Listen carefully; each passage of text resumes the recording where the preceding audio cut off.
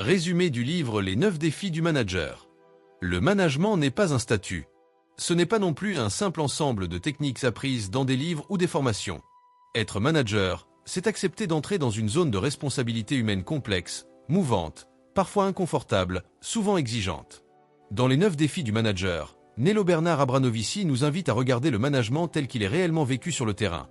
Une succession de défis intérieurs et relationnels bien plus que de procédures ou d'organigrammes. Ce livre ne cherche pas à fabriquer des managers parfaits. Il cherche à révéler des managers conscients. Conscients de leur rôle, de leurs limites, de leurs impacts et surtout de leur influence quotidienne sur les personnes qu'ils encadrent.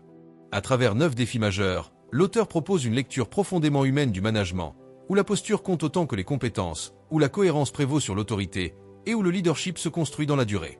Le premier défi fondamental du manager est celui de la légitimité. Être nommé manager ne suffit pas à être reconnu comme tel. La légitimité ne s'impose pas, elle se construit. Elle naît de la cohérence entre ce que le manager dit, ce qu'il fait et ce qu'il incarne. Les équipes observent bien plus les comportements que les discours. Un manager peut avoir une expertise technique solide, mais s'il manque d'intégrité, de constance ou de respect, sa légitimité sera fragile. La légitimité repose également sur la capacité à assumer les décisions difficiles, à reconnaître ses erreurs et à tenir ses engagements. Le manager légitime est celui qui inspire confiance, non par la peur ou le contrôle, mais par la justesse de ses actions. Il comprend que l'autorité véritable n'est pas hiérarchique, elle est relationnelle. Exercice pratique. Prenez un moment pour lister 3 situations récentes où vos actions ont renforcé votre crédibilité auprès de votre équipe et 3 situations où elles ont pu l'affaiblir. Analysez ce qui a fait la différence. Était-ce la clarté, la cohérence, l'écoute ou la posture? Le deuxième défi est celui de la communication authentique. Manager, c'est communiquer en permanence. Mais communiquer ne signifie pas seulement transmettre des informations. Cela signifie créer du sens, clarifier les attentes, écouter les ressentis et ajuster les messages. Une communication managériale inefficace est souvent à l'origine de tensions, de malentendus et de démotivation. L'auteur insiste sur la nécessité d'une communication claire, directe et respectueuse. Le manager doit apprendre à dire les choses sans agressivité, mais sans évitement non plus. Il doit savoir expliquer le pourquoi des décisions, pas seulement le quoi. Une équipe qui comprend le sens de son travail s'engage davantage. Exercice pratique. Choisissez une décision récente que vous avez annoncée à votre équipe. Demandez-vous si vous avez suffisamment expliqué le contexte et les raisons. Reformulez cette annonce comme si vous deviez la refaire aujourd'hui, avec plus de clarté et de sens. Le troisième défi concerne la gestion des relations humaines. Manager, c'est travailler avec des individus différents, chacun avec ses motivations, ses peurs, ses forces et ses fragilités. Il n'existe pas d'équipe homogène, et vouloir manager tout le monde de la même manière est une erreur fréquente. Le manager efficace apprend à connaître ses collaborateurs, à comprendre ce qui les motive réellement, au-delà des apparences. Il adapte son style sans perdre sa cohérence. Il sait quand soutenir, quand recadrer, quand laisser de l'autonomie et quand intervenir. Ce défi demande une grande capacité d'écoute et d'empathie, mais aussi une juste distance émotionnelle. Le manager n'est ni un ami ni un thérapeute, mais un repère. Exercice pratique. Identifiez 3 personnes de votre équipe et notez ce qui les motive principalement dans leur travail. Est-ce la reconnaissance, l'autonomie, la sécurité, l'apprentissage? Ajustez votre manière d'interagir avec elles en conséquence. Le quatrième défi est celui de la prise de décision. Le manager est constamment confronté à des choix, parfois dans l'urgence, parfois avec des informations incomplètes. Reporter indéfiniment les décisions crée de l'incertitude et affaiblit la dynamique collective. Prendre une décision managériale implique d'assumer les conséquences, même lorsque le résultat n'est pas parfait. L'auteur souligne l'importance de décider avec discernement, en tenant compte des impacts humains autant que des objectifs opérationnels.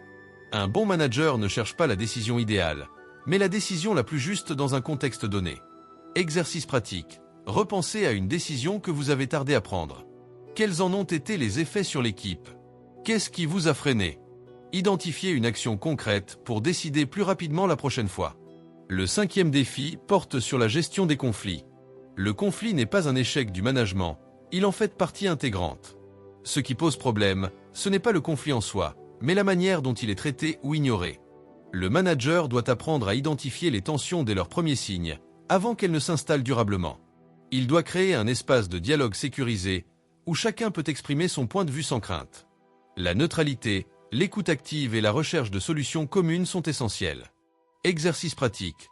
Pensez à un conflit récent dans votre environnement professionnel. Analysez votre posture. Étiez-vous dans l'évitement, la confrontation ou la médiation? Que auriez-vous pu faire différemment pour apaiser la situation? Le 6e défi est celui de la motivation durable. Motiver ne consiste pas à multiplier les récompenses ou les discours inspirants. La motivation durable naît d'un environnement de travail où chacun se sent utile, reconnu et respecté. Le manager joue un rôle clé dans la création de cet environnement. Il valorise les réussites, encourage les initiatives et reconnaît les efforts, même lorsque les résultats ne sont pas immédiats. Il donne du feedback régulier, constructif et sincère. Exercice pratique. Faites la liste des réussites récentes de votre équipe. Combien d'entre elles ont été reconnues explicitement? Planifiez un moment pour exprimer votre reconnaissance de manière personnalisée. Le 7e défi concerne la gestion du changement. Les organisations évoluent constamment, et le changement est souvent source d'inquiétude.